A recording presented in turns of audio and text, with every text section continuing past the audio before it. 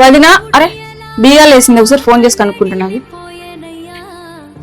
అరే వచ్చేసింది మాటల్లోని.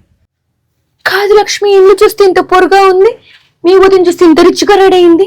ఎక్కడో ఫంక్షన్ పోయినట్టుందిలే. అయినా కవిత ఆమె వేసుకున్న నగలు అన్ని గిల్టివే, చీరలు తక్కువ క్వాలిటీవే.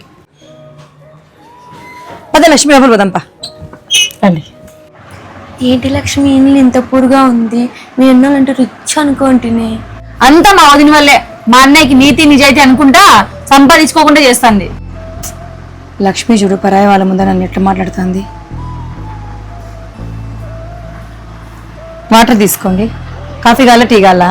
ఇదిగో నాకు కాఫీ వద్దు, టిఫిన్ వద్దు, ఏం వద్దులే గానీ ఇంతకీ మా అన్నయ్య ఎక్కడ పోయినాడు?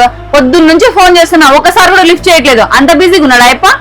లక్ష్మి, వదినని వదిన అని పిలిచలేవా? ఏకవచనంతో సంబోధిస్తున్నావు నువ్వు. యాల నీకు ఫోన్ ఉండేది?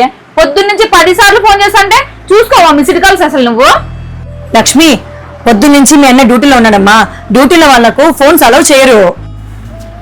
ఒకటి పిల్లలిద్దరు బాగా ఒకరికొకరు సపోర్ట్ చేసుకుంటారు.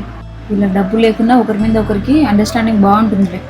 నువ్వు అన్ని సార్లు ఫోన్ చేసినావంటే నాకు అర్థమైంది నువ్వు డబ్బుల కోసం ఫోన్ చేసింటావని. నా దగ్గర డబ్బులు లేవమ్మా ఇప్పుడు. ఉండేది ఒక్కగానొక్క చెల్లెల్ని ఎప్పుడైనా సహాయం చేయన్నాయా అంటే ఎప్పుడు లేదనే అంటావు. నీ దగ్గర బంగారు ఉంది కదా, బంగారు పెట్టుకొని తీసుకోపో. నీకు తెలియదా బంగారం అంతా ఏమైందో? ఓ ఏమ్మ పెట్టుకున్నటువంటి డూప్లికేట్ నగలా ఈమె పెద్ద ఒరిజినల్ వేసుకున్నట్టు మళ్ళీ వాళ్ళ వదినంటుంది. సరేలే, నా బతుకంతా అంతేలే. ఎంతసేపు కూర్చున్నా ఏం ప్రయోజనమో? పోయేస్తా నేను. లేవే పోదాము. లక్ష్మి ఒక్క నిమిషం ఉండమా, కుంకుమ పెట్టుకోబోదు.